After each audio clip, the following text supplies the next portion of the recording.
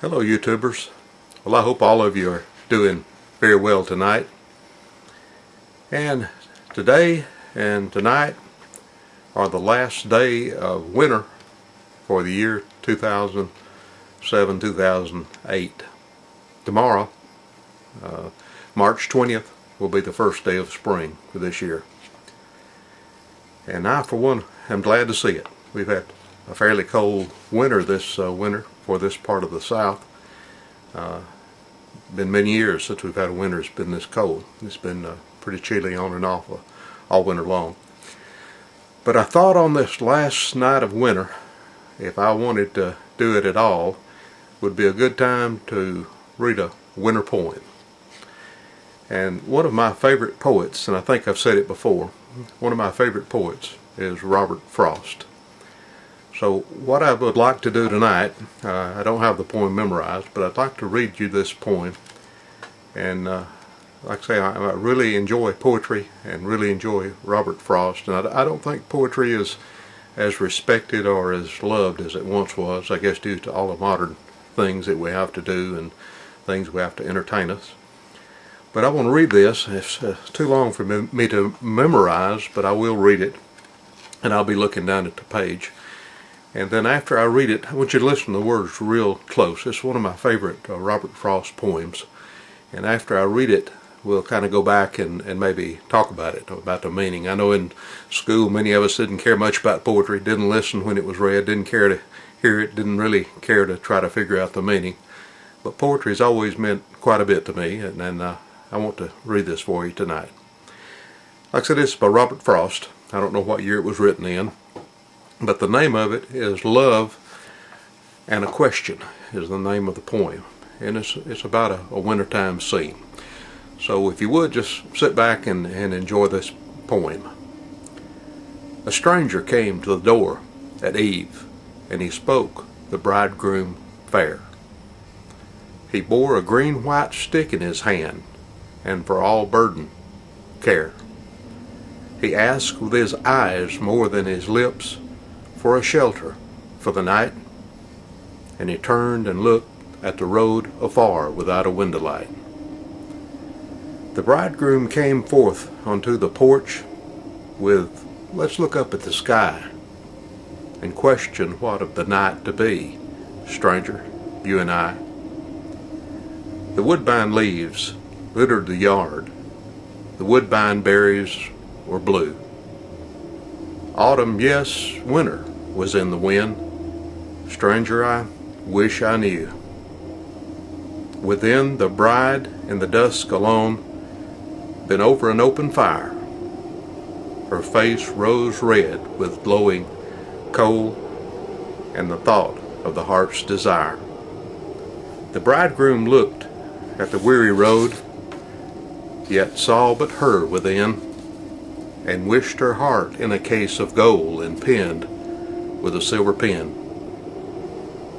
The bridegroom thought it little to give a dole of bread, a purse, a heartfelt prayer for the poor of God, or for the rich a curse. But whether or not a man was asked to mar the love of two by harboring woe in a bridal house, the bridegroom wished he knew. That's a great poem, I think. There's a lot of meaning there. And if you would, just picture what Robert Frost was saying here.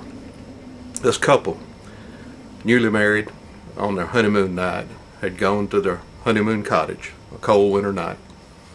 They'd built up a fire, and both had thought of the coming night, spending a night together, their first night together as husband and wife. And then a knock came to the door. So the bridegroom went to the door, and there was a man there on the porch, and he was looking for a place to spend the night. It was a cold winter night. And the poem says he asked with his eyes more than his voice. And you know, people can do that. You can see things in their eyes when they need or want something. They might not be able to put it into words. So he saw the look in this man's eyes that he very badly needed a place to spend the night. But the bridegroom stepped on the porch and said, let's look up at the sky and see what the weather's going to be. Is it going to be real bad tonight, or maybe it'll be nice enough that you can continue on down the road on your trip? And he looked down the road, and there was no lights in any of the houses nearby. So he knew if he turned this man away, he was going to be out in the cold with no place to spend the night.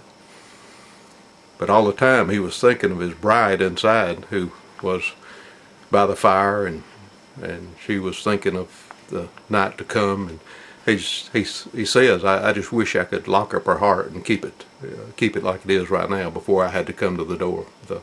The feelings we were having at that time. And he thought to himself that, you know, he wouldn't mind giving this man money. He wouldn't mind giving him something to eat, but to have him come into their honeymoon house as a third person on their honeymoon night, he didn't know he could do that. All their plans and everything, and imagine what it would do on your honeymoon if you had a third person to come in and spend the night. A stranger who he said was full of woe. But he was also thinking that if I have him come in, it's going to ruin the night. But if I turn him away, and my thoughts and my bride's thoughts are about that poor man that we turned away, and he's out in the cold, we won't have a very good night because of that either. How could we forget turning away a man out into the cold night? So he tells the man, or he says, he wished he knew what to do. Now, Robert Frost didn't go ahead and tell us what the bridegroom did. I have my opinions of what he did, but I'd like to hear yours, maybe with comments to answer this video. Just kind of say what you think the bridegroom did with a man who came to the door and needed a place to spend the night on a cold night. So, last night of winter, and I certainly am glad. Tomorrow's spring. I'm going to get out this weekend, maybe on Friday, and show you some of the early spring trees and flowers here in northeastern Alabama. We really have some beautiful, I don't know what they're called in the rest of the world or the rest of the country, but we really have some beautiful spring trees and flowers. And I'll get out and make a video, maybe a short video, and maybe on Friday or at least on Saturday, and show you some of our spring beauty. So I hope you enjoyed the poem. Good night.